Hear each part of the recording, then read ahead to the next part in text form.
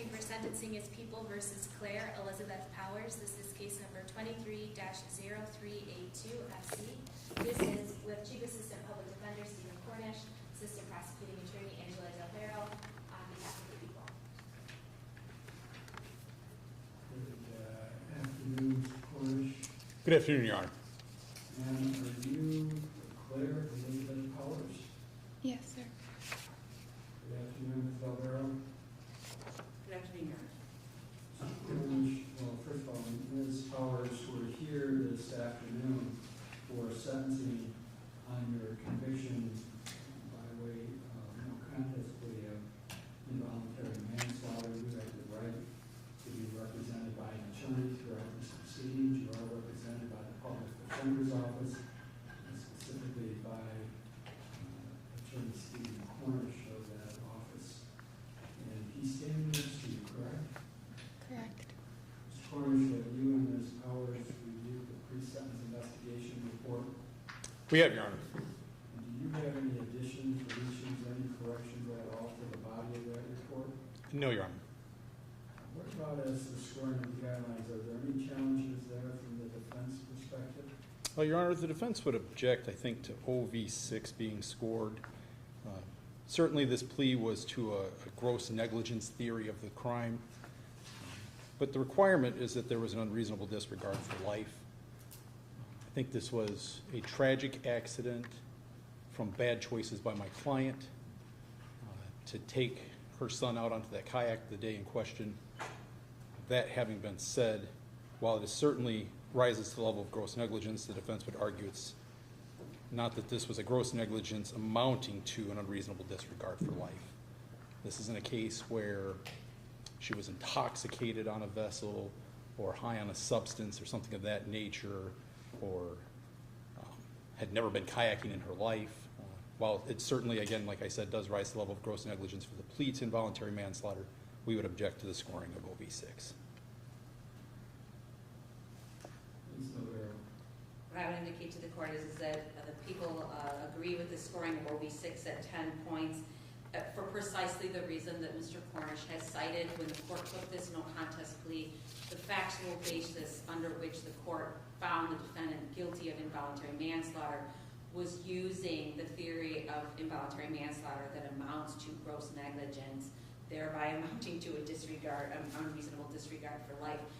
By being grossly negligent, that amounts to an unreasonable disregard of life. And so I would indicate to the court that that is the lowest points that are permitted to be scored under OV6, and that is the appropriate amount to be scored for OV6.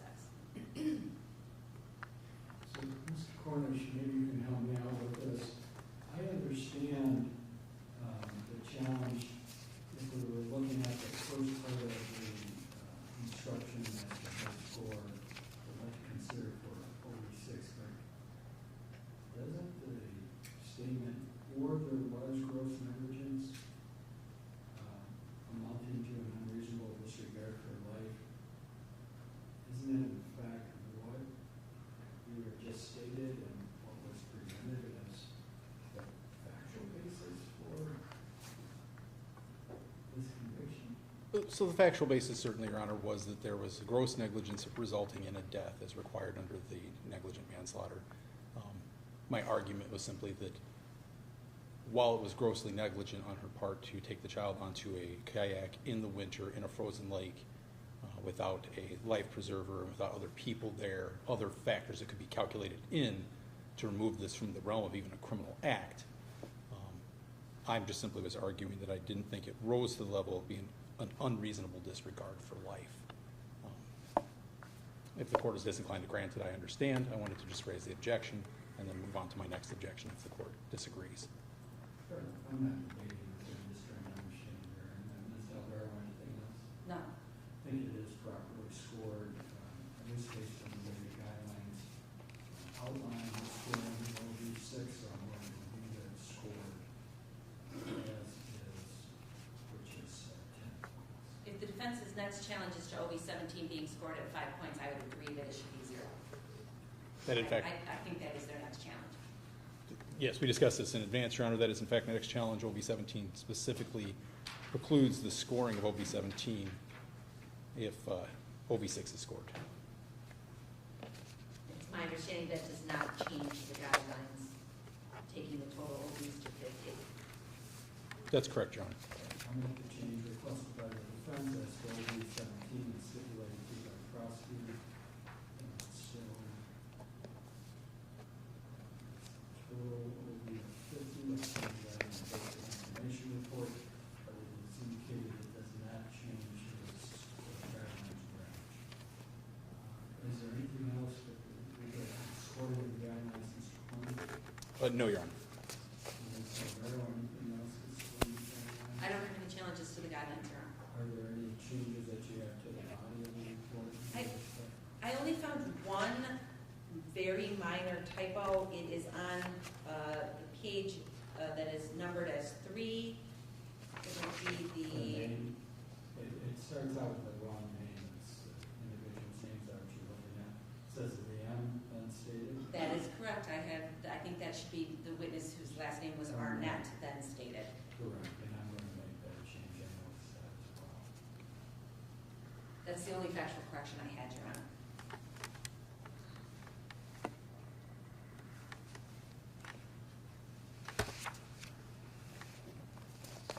And with that, Mr. Cornish, allocution on behalf of Ms. Welch. Thank you, Your Honor.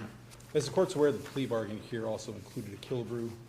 That being that we'd be sentenced in the A4 cell, which is the 12 to 24 months, which is inherently a straddle cell, calling for a potential intermediate sanction.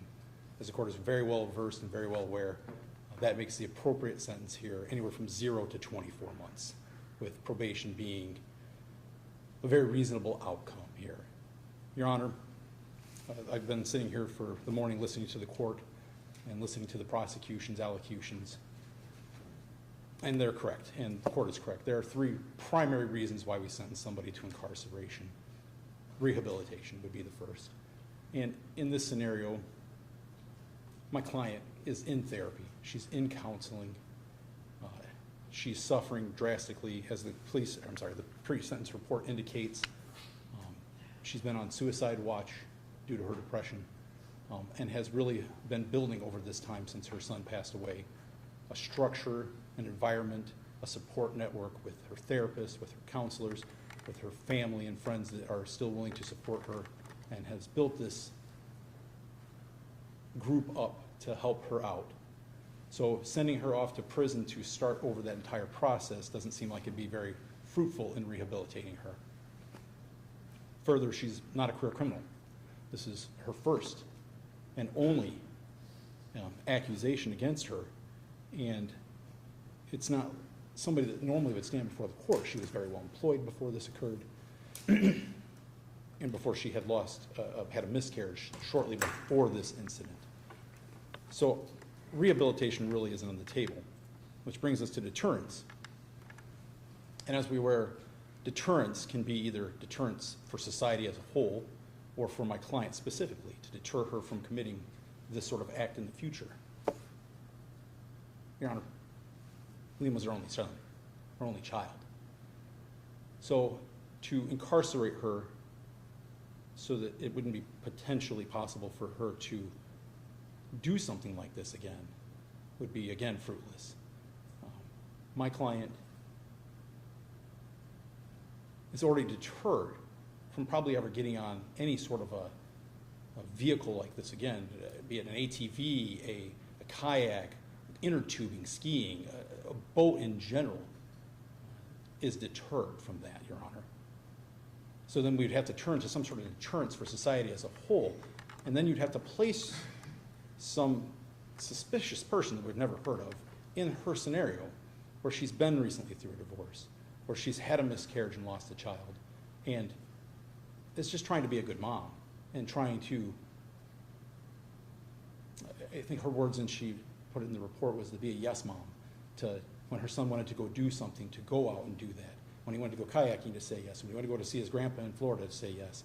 And to try being more involved and more active in his life.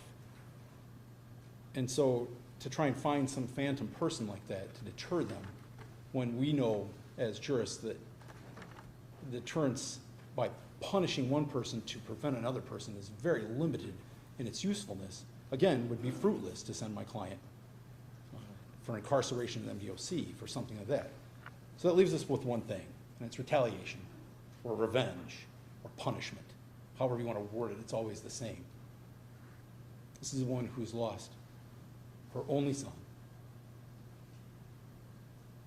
who has struggled with mental health issues as a result of this, who spent time in the hospital herself, and when she got out of the hospital, spent time in a mental facility herself, and has spent the last year plus rebuilding her life the best she can, knowing, punishment-wise, that her career choice, which was working with children in schools, is never going to happen again. That's out of the picture. No school is going to hire her with a manslaughter, even a negligent manslaughter on her record. It just won't happen. So that's punishment.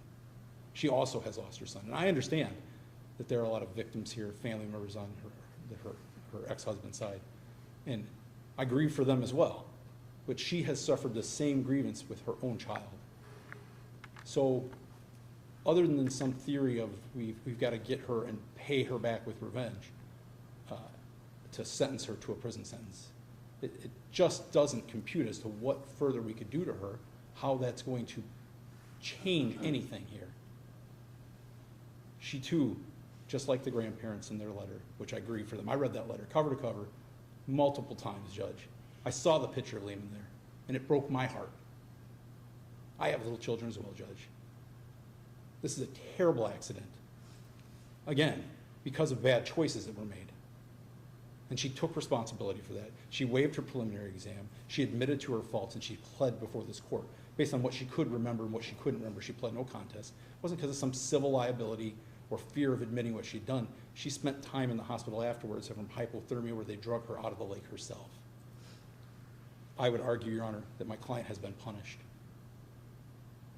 and that a supervision period before this court so she can continue her counseling and continue her therapy would be satisfactory and well within your guideline rights. And that's what we would ask the court to do today. Thank you, Your Honor. Thank you, Mr. Cornish.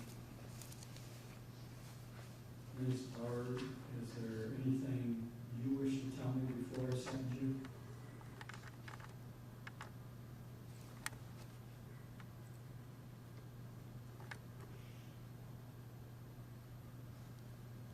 It feels impossible to know what to say when the impossible has happened.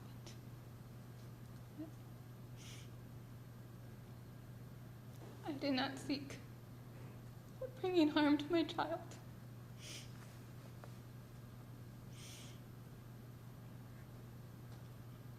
Liam is my everything. He has been, and he always will be.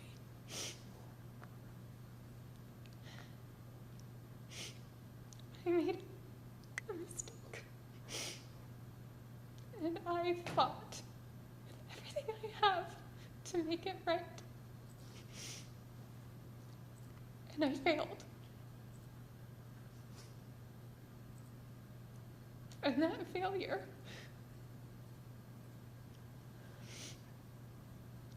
is with me every second, every day.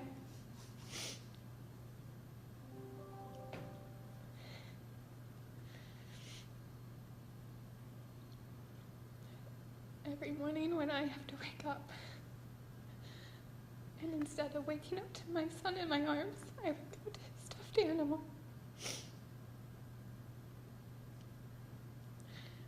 I sit in front of the altar, and I light a candle, and I write him a letter every morning.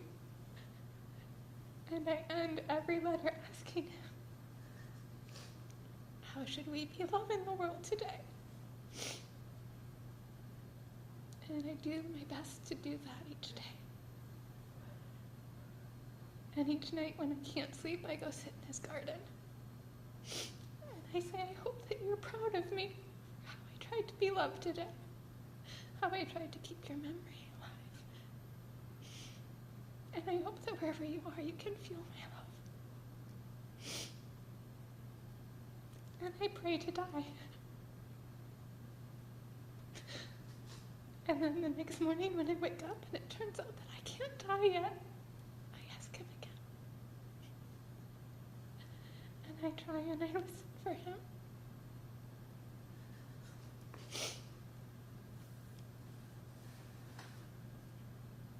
I would give anything and everything.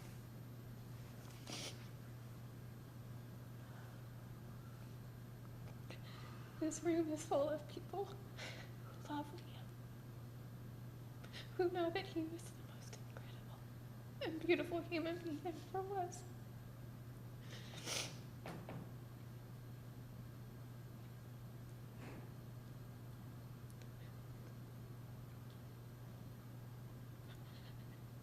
The impossible thing happened, and I couldn't make it right. And I will live with that every single moment for the rest of my life. And all I can say is that each day that I do have to wake up, I do my best to give this life as a living prayer to Liam. All right, thank you, ma'am. Ms. Monroe, first of all, with regard to any victim statements, on page 4, there's reference, and I think you wanted to make some presentation, or victims want to make a presentation. That's accurate, Your Honor. The pre-sentence report does include the written victim impact statement of Liam's paternal grandparents. His father, Mark Powers, is present today and would like to give a statement to the court. Very good. Ms. Cornish, if you wish, you can close the minutes.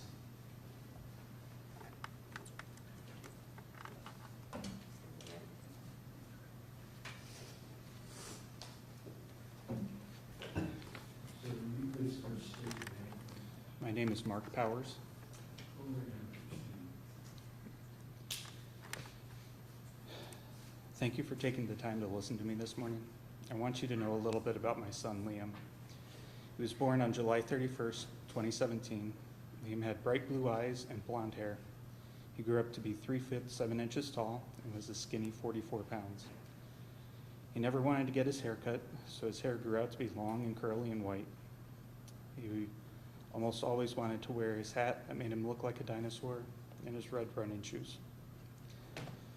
Liam Andrew Powers was 4 years old on March 29th, 2022.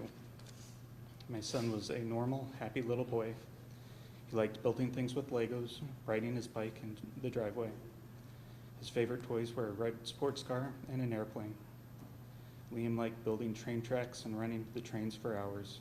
2 weeks before he died, he was fascinated when we launched model rockets. Liam loved watching Clifford, the big red dog, on TV. He loved eating blackberries right from the bush in the garden. From cooking to feeding the neighbor's horses, Liam was always ready to help. Liam was a sweet child with a playful demeanor. He was kind and helped make people smile with his silly personality. Liam loved and was loved by so many people. His absence has left a quiet hole in the lives of his grandparents, cousins, aunts and uncles, friends and neighbors.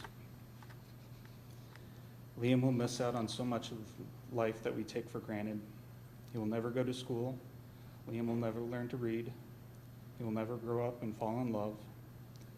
Liam will never again fix the lawnmower or build another birdhouse with me. He will never learn how to catch baseball or learn how to play soccer.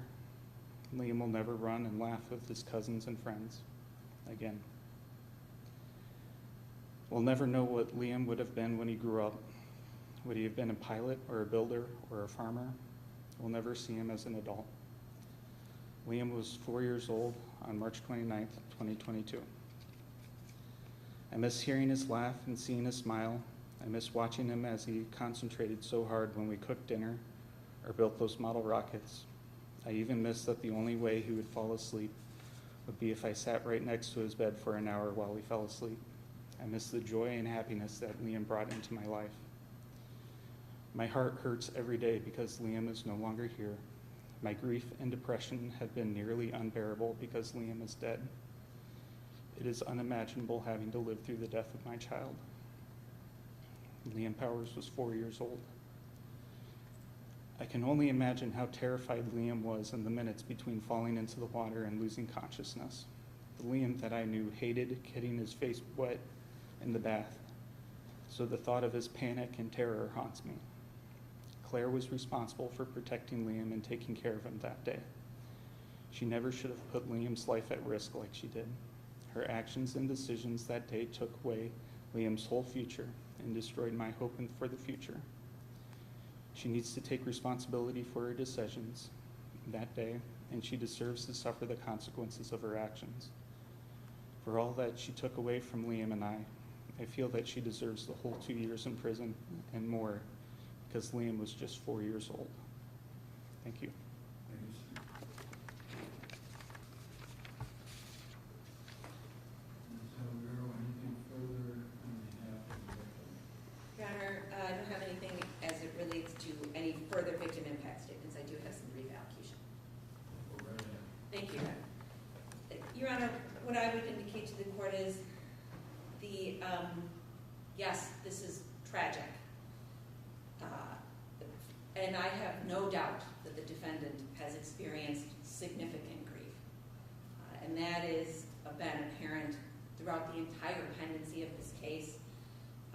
When reading Liam's grandparents' statement, one of the things that I noted was that they said that there's been a lot of discussion from the defense about the extent of the defendant's grief, but very little discussion on what it is that drove her to make the decisions that she made on that fateful day.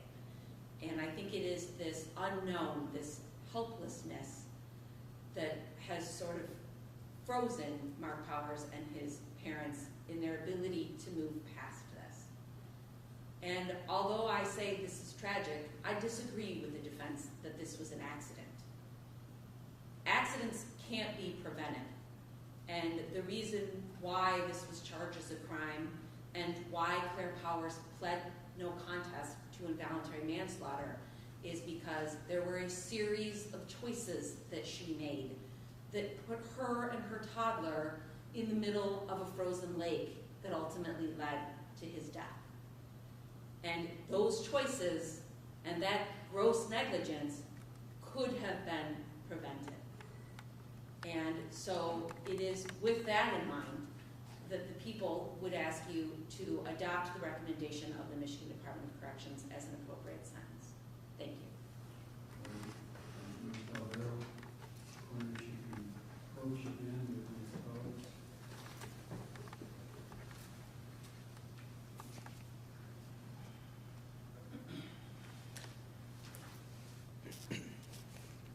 This case certainly is a true tragedy all the way around.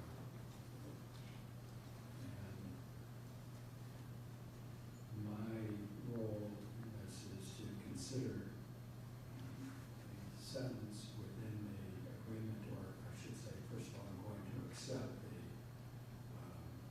parameters of the sentencing agreement parties agreed to, which is scoring with a particular range, which, as Mr. Cornish has indicated, is between 12 and 24 months. And I have reviewed all the information in the pre-sentence investigation report, as I'm required to do, taking into account the scoring of the guidelines. Again, required to look at the guidelines, but the parties have indicated an agreement that I'm going to accept. There are factors, as Mr. Cornish indicated, that I have to consider in sentencing. And to a large extent, I agree with you, Mr. Cornish, that when you look at each of those factors, it is difficult to understand what will be accomplished overall in this case, regardless of what my sentence is. What is the objective of a sentencing that leads Ms. Powers either to the Department of Corrections or something else?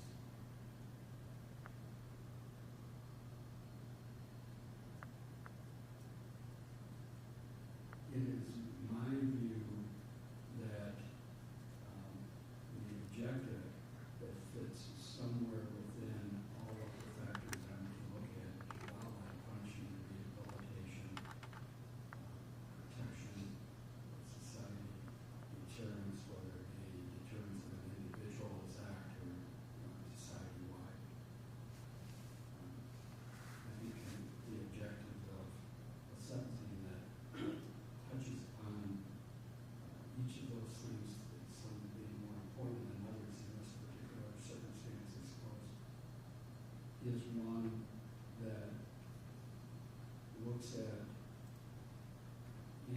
future, what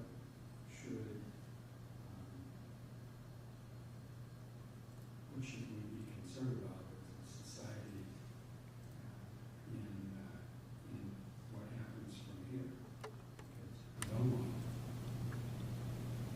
we don't want to hear in this courtroom on either side of this case can change what happened.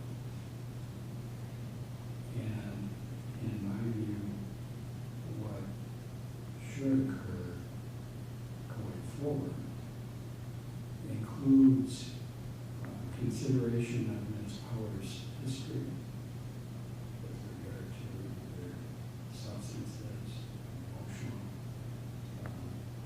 history, and mental health going forward. And some of those things can be addressed through some supervision period. Obviously, there are different view of this, Mr. Cornish. Ms. Alvaro, when I was at 9 folks who were seated in the audience, perhaps with the exception of Prosecutor Wayne, may not fully appreciate the difference between supervision through the probation, the adult probation department, and supervision through parole. And there is a difference.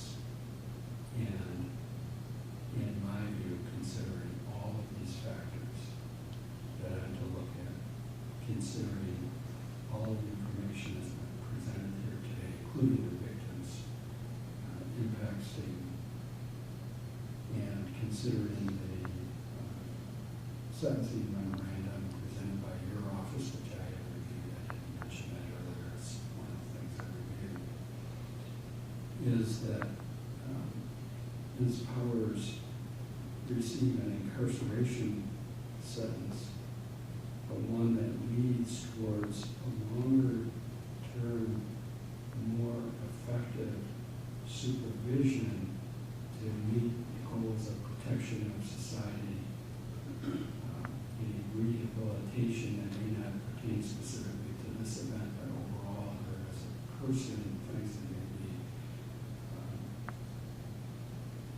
oversight of the history that is referenced in the pre-sentence investigation report.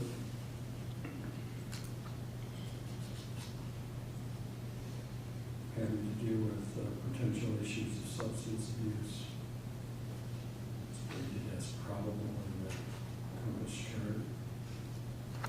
And having to do with mental health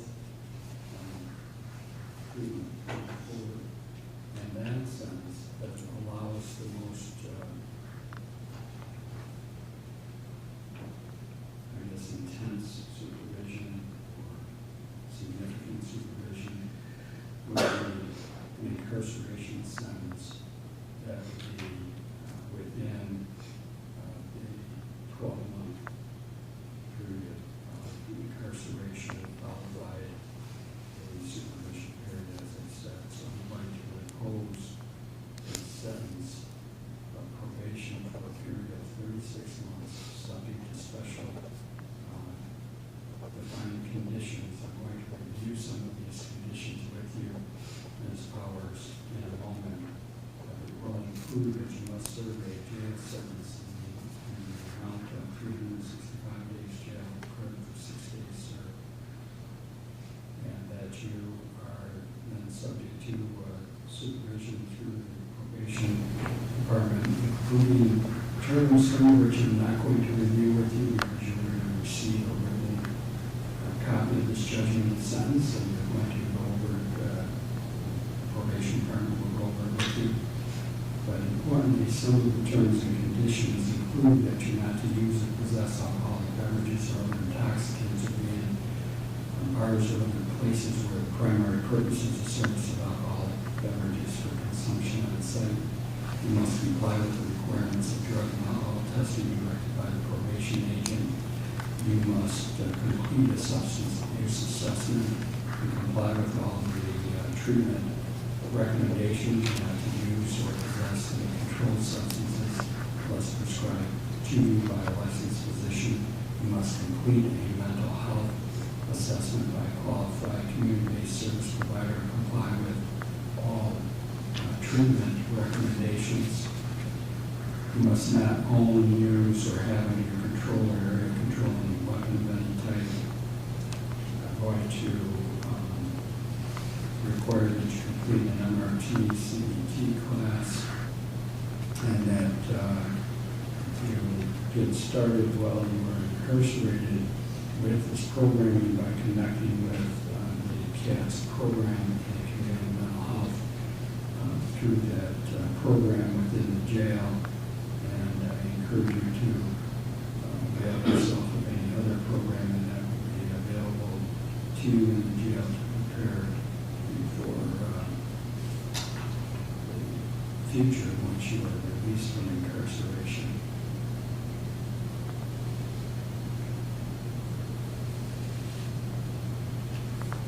You must also pay court costs in the amount of $700. These costs are assessed based on the state court administrative office calculation. The average cost of a criminal case in the county state costs about $68. The crime victims assessment amount $130 plus required DNA collection unless already admitted. Do you have any questions about any of that, Mr. Cornish? No, Your Honor. Powers, do you have any questions? No, Your Honor. Ms. Alvaro, any questions? I was just looking at the statute, Your Honor, and I did note that given her conviction is for what is defined as a violent offense, the court does have the capability of placing her on probation for 5 years. And I didn't, unlike other felonies, so I didn't know if the court was aware of that, if the court would consider that. I am aware of that, and I'm going to indicate, as I have, a 36-month period of probation, and as you know, there can be basis for extending it of these 2 years. I didn't comment much on this, I guess I could, I actually chose not to, but I'll comment now that you've raised it. Ms. Powers, you should understand that this is, that this sentence doesn't mean that, I didn't think this was necessary to say, but I'm going to say for the benefit of now that we have a lot of individuals in the courtroom who, as I said, are not necessarily familiar with how this works. So the sentencing can interpret this incorrectly. But yes, there is a longer period of probation supervision that could apply. And depending on how things go on probation, there could be an extension of that period of time. There actually could be a period, or there could be revocation of probation in terms of probation and not complied with. And so, as for purposes of those who are unfamiliar, and specifically what you understand, Ms. Powers, that this doesn't mean that there could never be a prison sanction in this case. It means I'm not imposing a prison sanction at this time, subject to terms and conditions of probation and compliance with those terms and conditions. And so Ms. Alvaro is right. They're facing a long period of probation if things are not complied with, or in fact, prison sentence. I'm sure Mr. Cornish will have more discussion with you about that.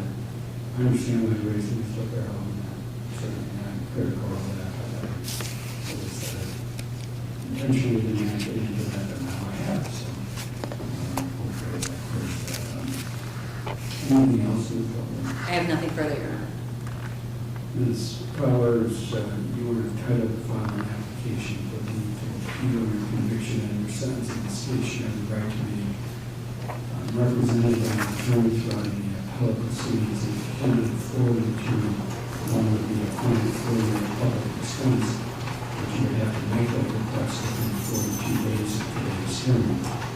Mr. Cornish has just handed to you written notice of your appellate rights. It's also informing you to request appointment of appellate counsel.